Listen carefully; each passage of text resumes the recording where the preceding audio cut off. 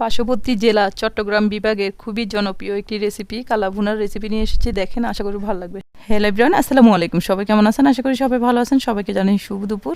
তো আমি এখানে হাড় সহ 2 কেজি গরুর গোশত নিয়েছি।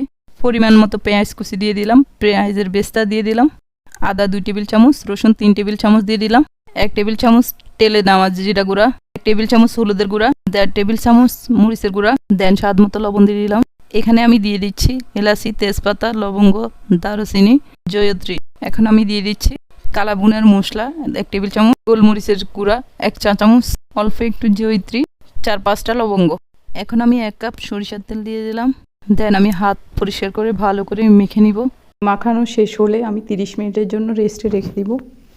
তো আমার মাখানো শেষ, এখন আমি ঢাকনা দিয়ে রেখে দিচ্ছি। তো 30 মিনিট পরে আসলাম আমি। এখন চুলার আঁচটা দিয়ে দিব।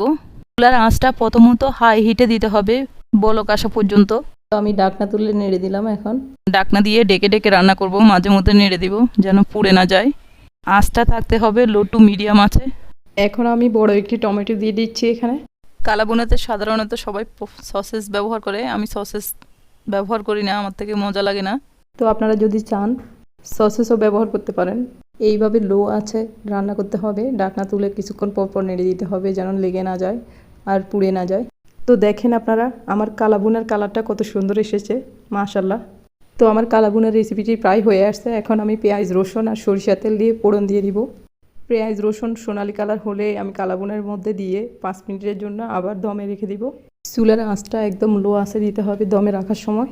তো আমার কালাভুনা হয়ে গেছে, এখন আমি সার্ভ করব। আমি একটা বাটিতে তুলে নিচ্ছি। ডেকোরেশনের জন্য এখানে আমি পেঁয়াজের বেস্তা রেখেছি, আমি সেটাই দিয়ে দিচ্ছি। তো আমার রেসিপিটি কেমন হয়েছে সেটা অবশ্যই কমেন্টে জানাবেন। আর রেসিপিটি যদি ভালো লাগে বাসায় একবার হলেও ট্রাই করবেন। ভিডিওটি ভালো লাগলে লাইক, কমেন্ট, শেয়ার করে দিবেন প্লিজ। মনে করে ফলো দিয়ে দিবেন। আল্লাহ হাফেজ। Thanks for watching.